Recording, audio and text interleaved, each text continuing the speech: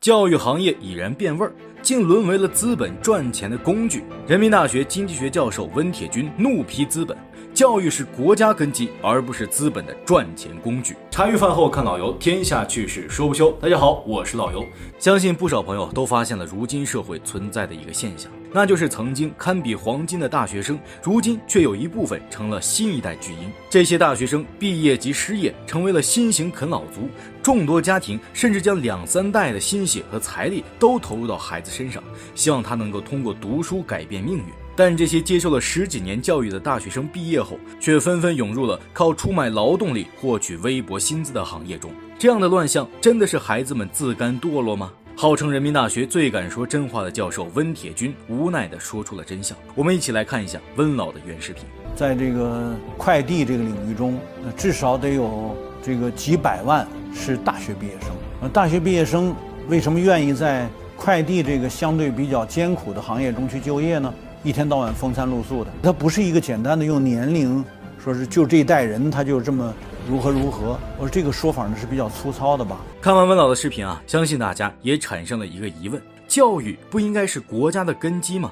温老为何说如今的教育却沦为了资本赚钱的工具呢？在温教授的观点中，造成这一现象的根本原因，就是在过去几十年的发展历程中，大量的外国资本涌入到中国的城市中，而这些资本的本身特性就是贪婪、冷血、追逐利益，且根本不考虑当地的民生问题。同时，房地产、教育、医疗等行业备受资本的青睐，但是这些行业却成为老百姓消费不起的领域。随着资本的恶性竞争，城市人口的消费能力已经无法满足资本需求。资本为了能将手中的产物变现，于是他们便把毒手伸向了8亿农民。资本拆除农村学校，取缔乡村医疗，强行将教育医疗资源集中到城市。如果农民想要让自己的孩子接受良好教育，享受医疗资源，他们就要到城镇买房安家。于是众多农民在资本的运作下，被迫离开了他们赖以生存的土地，搬迁到城市中定居，无奈地帮助资本消化他们的产业，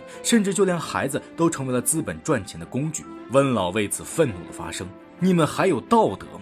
当你把孩子变成你赚钱工具的时候，你道德吗？所有的这些什么各个班那个班，它的那个整体的那个收益大于很多所谓的实体产业，它就变成了这样一种大家共同分享如何从孩子身上更多的抽取他们的收益，有道德吗？你还讲师德？怎么讲？当我们的大学每一个教授现在都被学生当老板，叫老板的时候，请问你是什么身份？当教育被资本裹挟，众多所谓的知识分子只需要写几篇论文就可以评职加薪。社会真正需要什么人才，学校该培养什么人才，这又该让谁去考虑呢？温老认为啊，如今被资本裹挟的教育模式已经无法培养出真正的人才。大学生们报考专业普遍都是盲目跟风，而这些专业其实早已饱和，这就导致了众多大学生毕业后无法找到合适的工作，从而纷纷投入到需要付出体力来换取薪资的行业。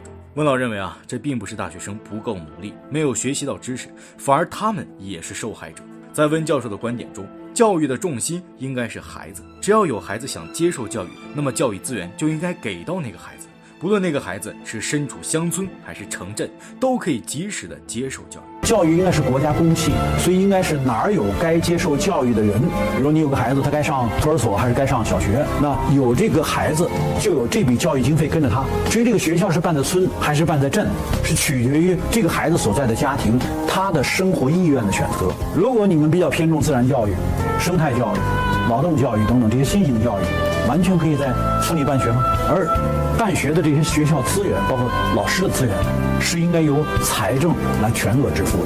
温教授为国为民的言论在网络上得到大多数人的支持，但温老的言论过于耿直犀利，还是影响到了一小部分人的利益，因此受到恶意的攻击和抹黑，导致温老众多极具颠覆性的视频在网络上纷纷下架。但老游相信，温老忧国忧民的言论必定能经得起时间的考验。视频的最后，老游将温铁军教授一生的著作《经济学3部曲》推荐给大家，分别是《8次危机》、《100年激进》和《去依附》。尤其是这本《8次危机》啊，在创作时就被多次叫停，原因竟是内容太过真实敏感，发行时遭到紧急下架。如今我们能看到，属实不易。看懂了温老的著作，你也就明白了如今房价、教育、医疗以及资本的真相。这是一本敢说真话的好书，老岳在此推荐给大家。今天大家看到的巴斯维基，我前不久在湖北的一个村里边看，村书记拿这本书让我签个字，一看里边全都画满了。